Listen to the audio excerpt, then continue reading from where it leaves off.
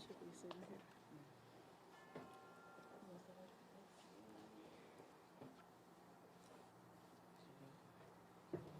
They gonna give us a cue and stuff.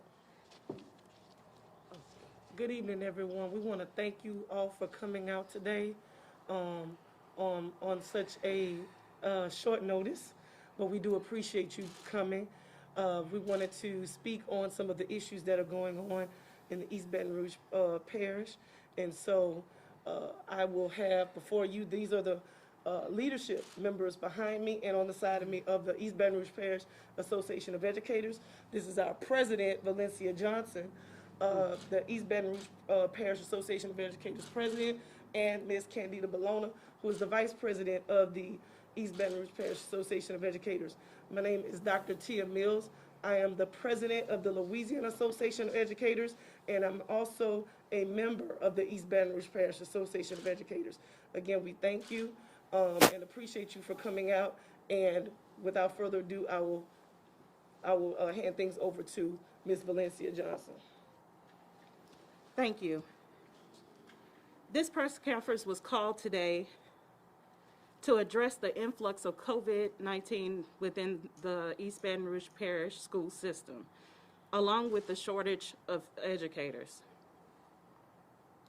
Today, we are demanding that the East Baton Rouge Parish school system implement virtual learning for all students.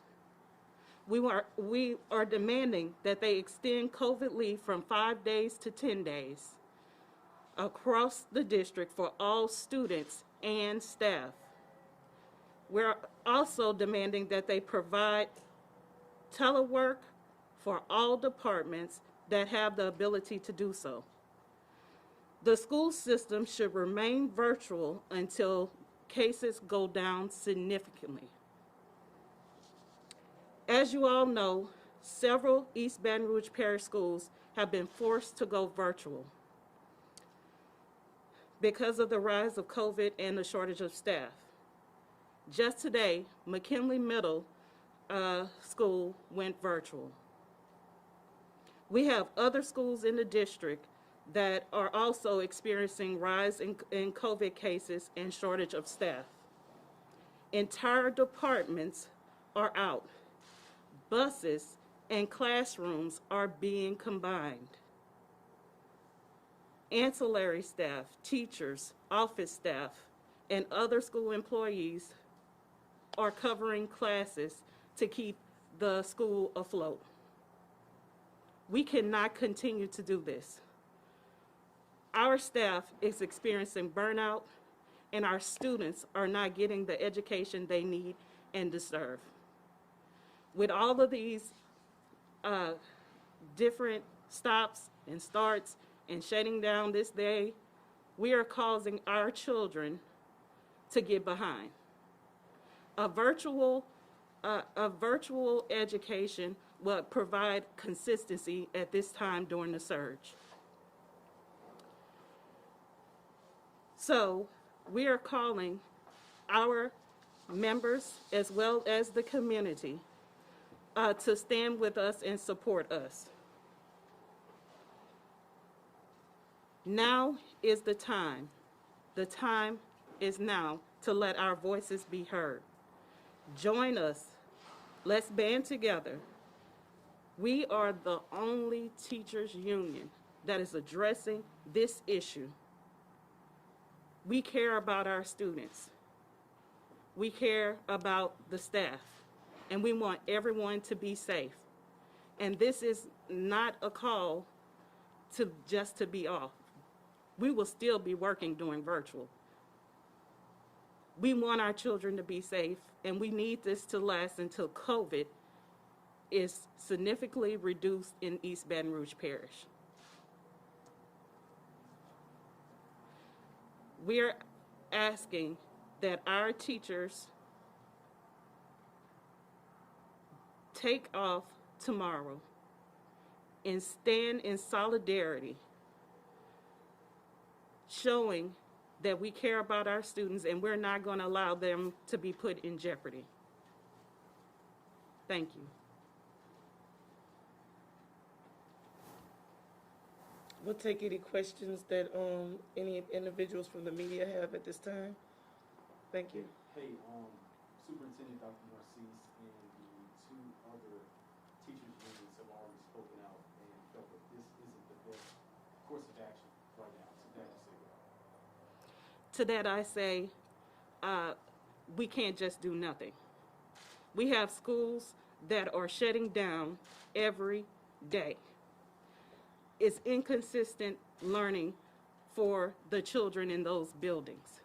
And it's affecting everyone.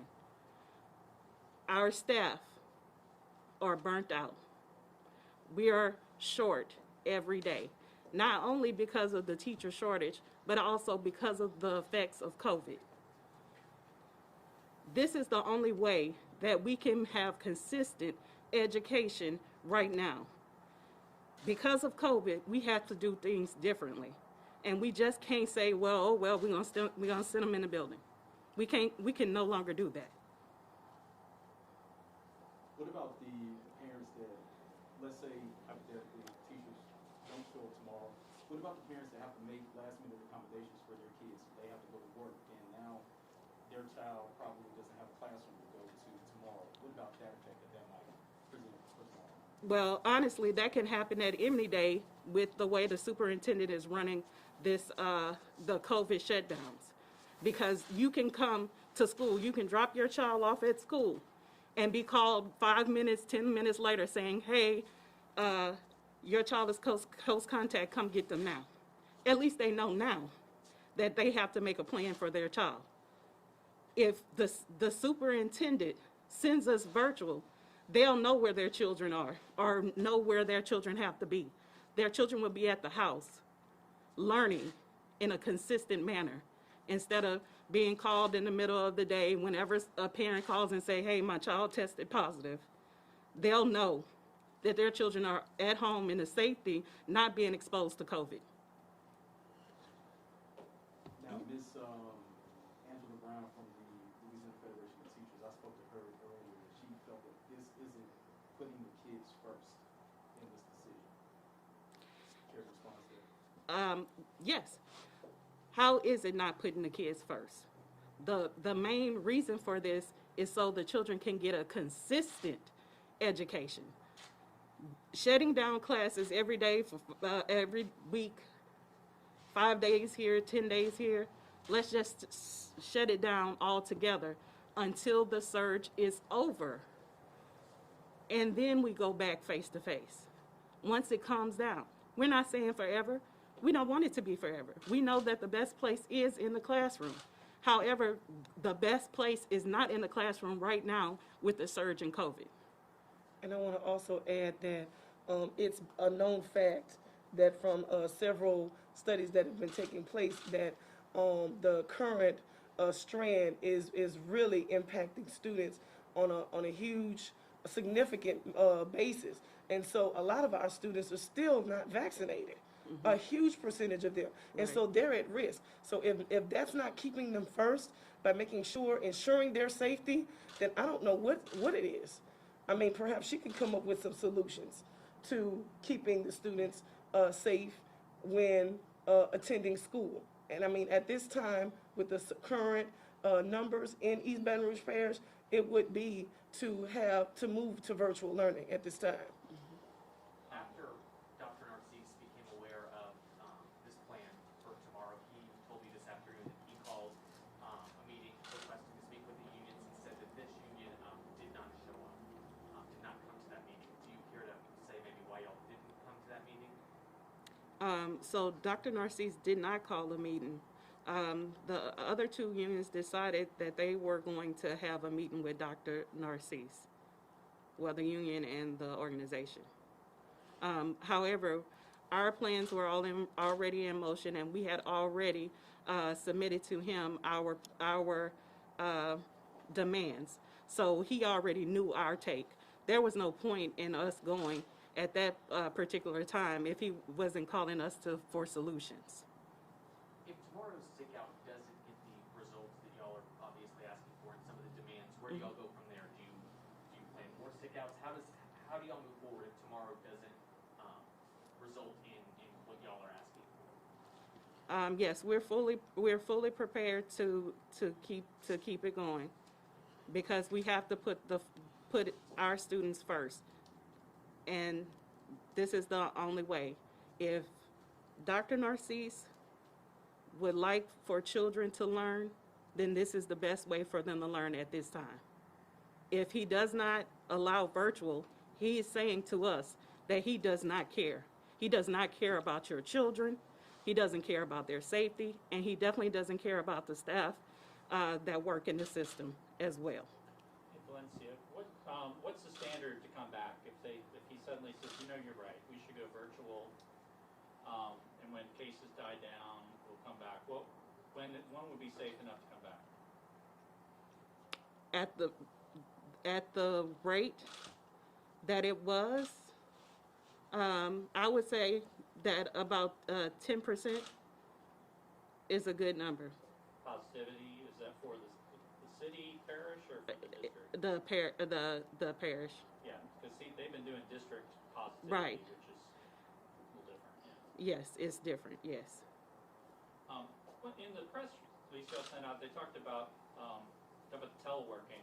Mm-hmm.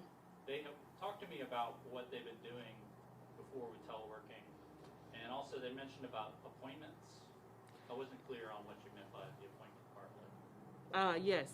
So for those offices that cannot telework, if someone needs to see them, then they would have to see them by appointments only.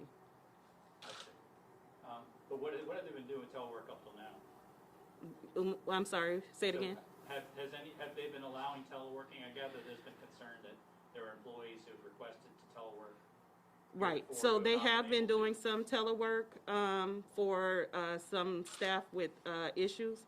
Yeah. However, it wasn't consistently consistent. Like now, we asked them prior to school starting back to limit the influx of people coming into the central office, and that was one win that we did get. They started doing that with HR, but it's not consistent around the whole administration building, and that's what it should be, because it's still coming into the building. There's departments not doing it like that. Yes. Do you feel that this is unfair to the parents that have to make possible last-minute decisions tomorrow? I think it would be more unfair for them to have to leave their job in the middle of the day and try to find somewhere for their kids to go. So we care about the safety and, health of our students, so that's why we're doing this. And I guess the thing is, we felt like this is the only way at this point, because we're like pushed to a point. So that's why we decided to have the sick out to get those things in place. And For the that's- COVID numbers to go down, I'm sorry. For the COVID numbers to go down, for telework to be available. Also, deep cleaning in the schools. Is that happening in the schools? Whenever the schools shut down, we want to make sure all of those things in place. We would welcome a meeting with Dr. Narcisse to sit down with him and talk through this and things like that. But when we send out something and there's no response, what do? When you have members complaining 100 cases at a school, at one school, and then it shuts down, but you have all these cases in another school, but they don't shut down. We need uniformity. We need a COVID plan. So that is why we've been pushed. So that's why we decided to have the sick out, because we're experiencing so many cases, some schools shutting down and some not. Things that are not happening, the cleaning is not happening in all of the schools. So we want to make sure that those things happen. And let's be clear, there are parents who reached out to us and informed us and let us know that they have a sense of being uncomfortable because their child or children are going into a school building where there are high levels of cases. So don't get it misconstrued or anything like that. We've had parents to reach out to us as well, who support us and who stand with us.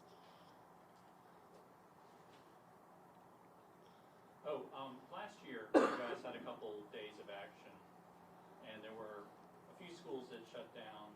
as a result, but the bulk of schools stayed open each time. You doing anything different this time, or how are you going to deal with that?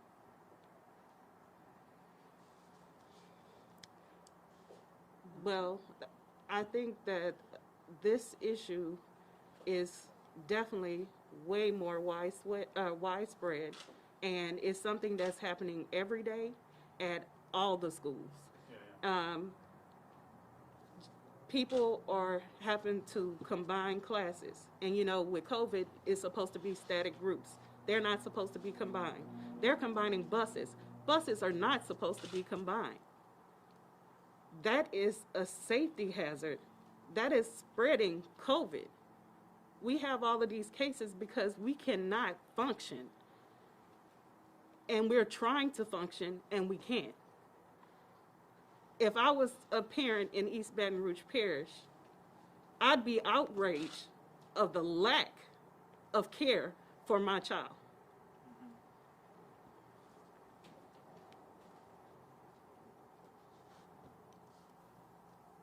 Any more questions? Oh, one question. You talked about vaccinations. New Orleans has gone to mandatory vaccinations. Is that what we should be doing here, or would that change your perception on some of that? Well, I don't know about mandatory vaccinations, but I do think that we will benefit from everyone getting COVID tested every day, or at least the every once a week, or when we come back from long breaks, everyone get tested that day back. Yeah, as opposed to the testing we have now, right? Yes. Where it's voluntary. Yes. Okay.